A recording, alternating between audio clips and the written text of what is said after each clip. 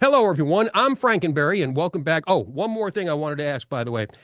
Where is the team at, in the season? How far into the season are you at this moment? We're like midway through, right? Yeah, Yeah. yeah, about midway through. Okay, all right. That's kind of what I figured. All right, cool. Three, two, one. Hello, everyone. I'm Frankenberry, and welcome back to the Con Edison Scholastic West. And welcome back.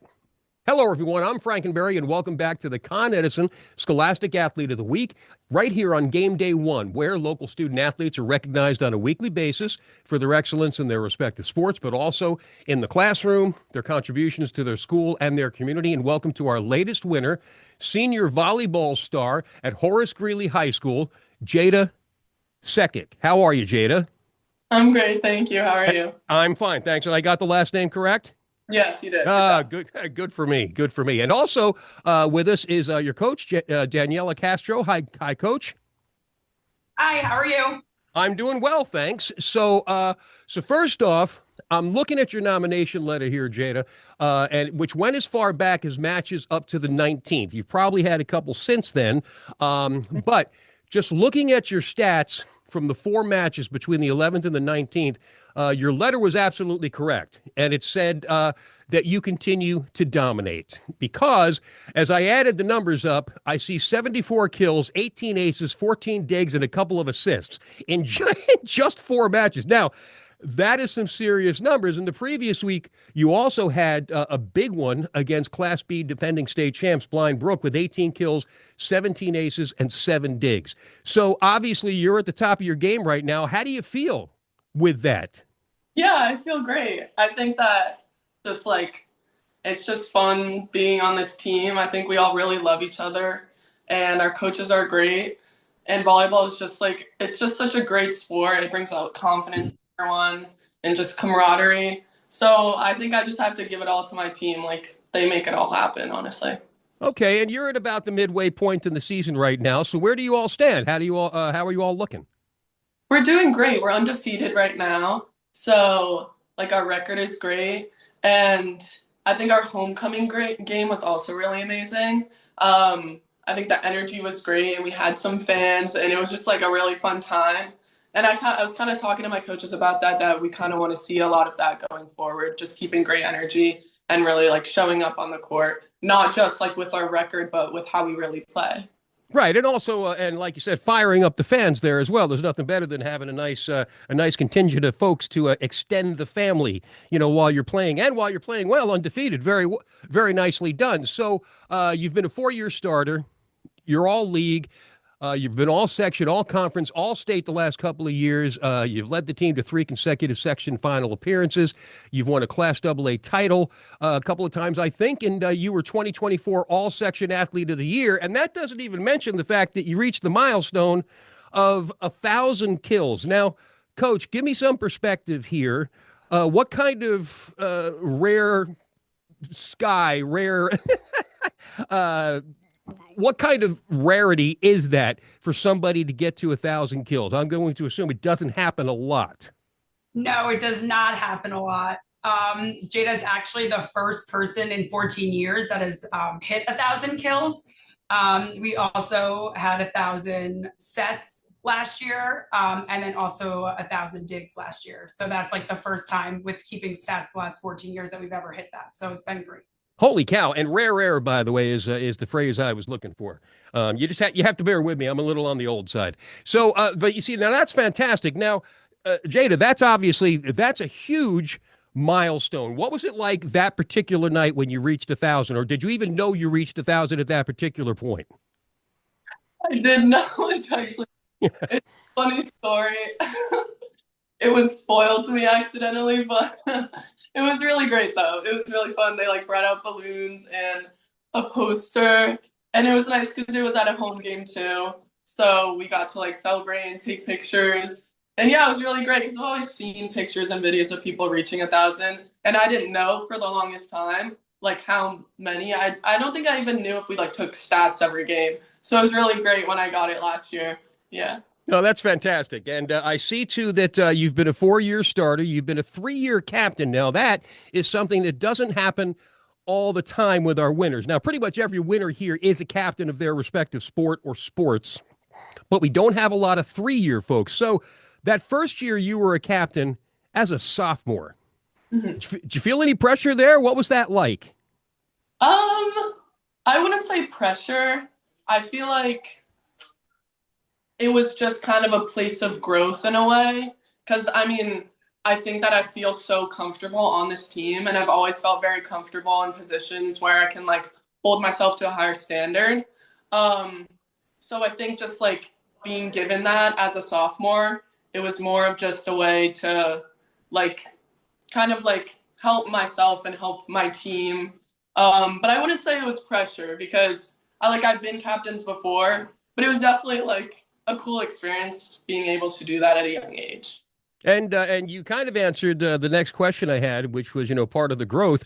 What kind of growth have you seen for yourself, now that you are this 3rd-year captain?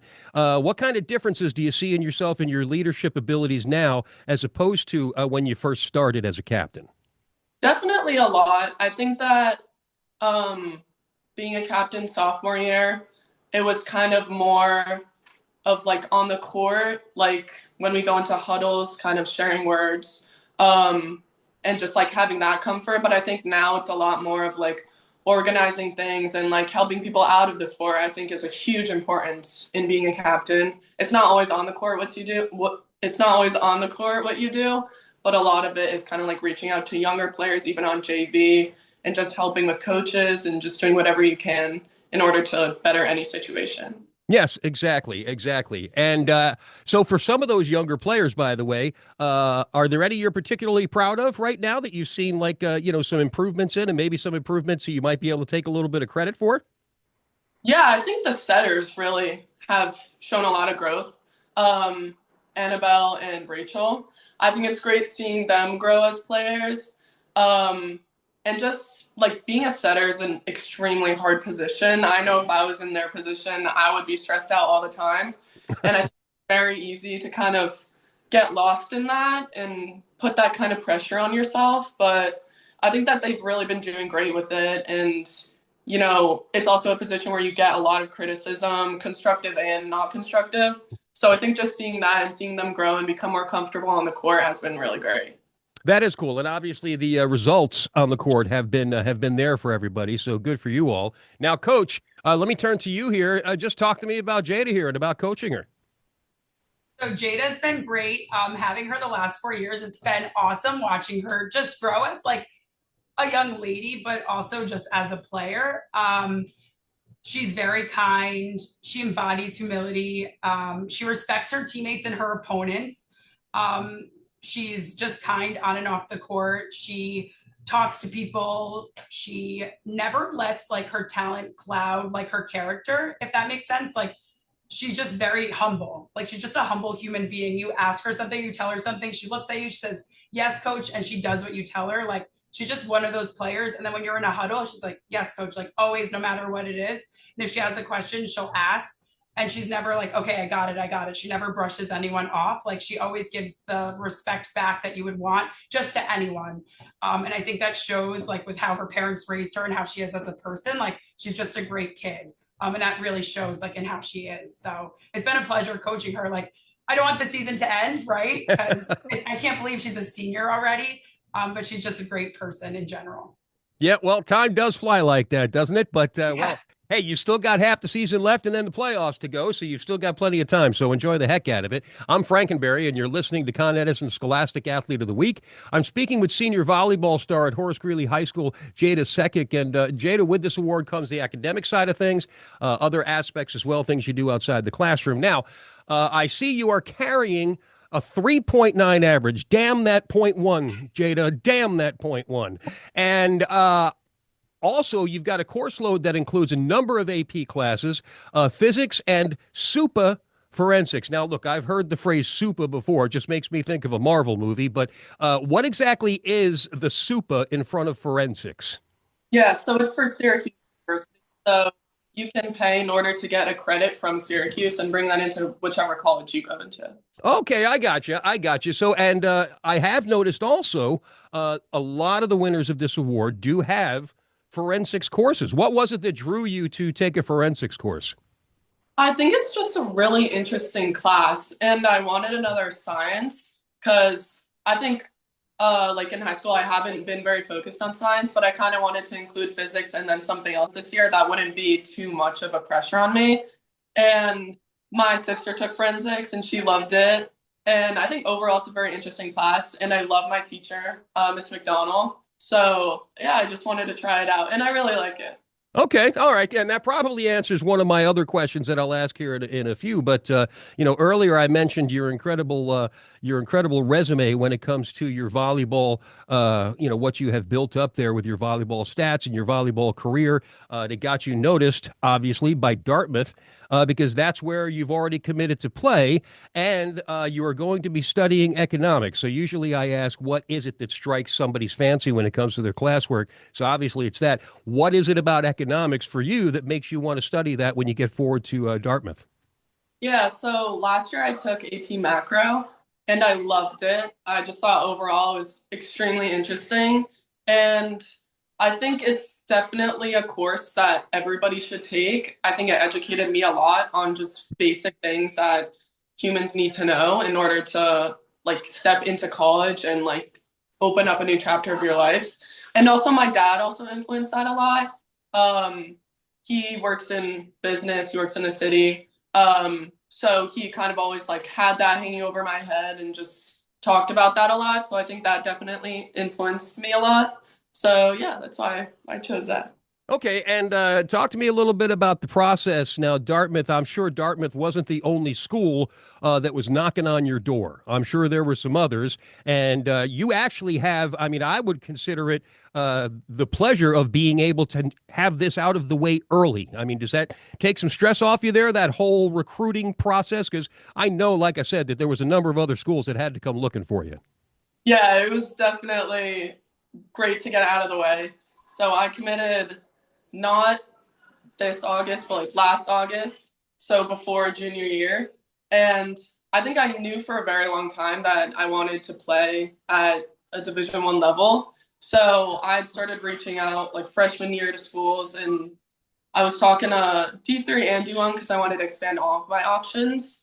But I think when it kind of came down to picking and just feeling out, like weighing out my options, I think that there was no match to Dartmouth. It's just everything about it. I just felt like it was perfect for me.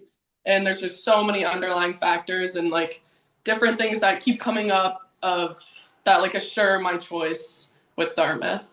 Oh, that's great. That's great. Yes. Constant affirmations that you've made the right choice is fantastic. So, outside the classroom, I also notice you've been involved with Swim Across America for 10 plus years, and you've raised thousands of dollars supporting cancer research. Now, tell me a little bit about Swim Across America. I've had some folks, some winners involved in it, but I don't recall exactly what it is that it is. Yeah, so where I live in town, it's right next to Chappaqua Swim and Tennis. It's a little pool club. So I grew up going there since I was like 3 years old, right when we moved into Chappaqua. I've just always spent all of my summers there. So there's an event, it's called Swim Across America, and they hold it there every year. They hold it, I think, all over the United States. And I've just always been doing it from such a young age. And it's basically you swim a certain number of laps and it helps to raise money. And there's like different pop-up stores there that you can like buy clothes from, and there's food. And it's just really a great organization, and obviously helps to fund cancer research, which is definitely a huge part of my life. And it's just a great thing to be a part of, honestly. And I see also, according to your nomination letter, that you recruited a bunch of folks to come in and join you over the years. Yeah, I think a lot of the people like around us and just know that we do it have become a part of the community too. And it's not like it's like a huge time commitment. Like it's super easy just to go and swim 2 laps, even if that's what, that's all you can do. It's just really great to like get out there and be able to do something for others. Yes, exactly. Knowing that you're doing a good thing and having a little bit of fun while you're at it. And I also uh, I also see here that you train 12 plus hours a week with Northeast Volleyball. You compete in national tournaments against elite level competition, always staying on top of your game. So with all of these things, I mean, I'm going to assume there is a point where you sleep, right?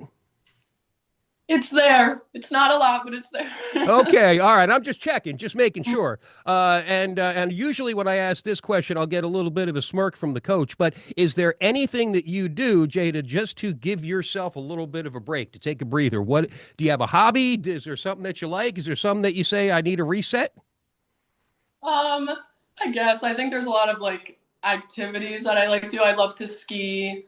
Um, and I think just like being active and being with friends and family always really helps to just kind of replenish and like fuel you emotionally and physically. Okay, understood. And coach, before we close up shop here, anything more to add about Jada? There's so many good things to say about Jada. She's just a great teammate and just a great person. And I think you kind of hit the nail on her. Like she does a lot for us and does a lot for the team. And she definitely deserves this award. So we're really proud of her here and looking forward to what she's going to do in the future. So it's awesome. Okay, well, there you go. Well, congrats again there, Jada, and good luck to you, coach. Good luck to you, Jada, when it comes to the rest of the season and then into the playoffs. And for Horace Greeley High School's Jaida Cekic, I'm Frankenberry, and this has been the Con Edison Scholastic Athlete of the Week. And we'll be back again next week right here on Game Day One.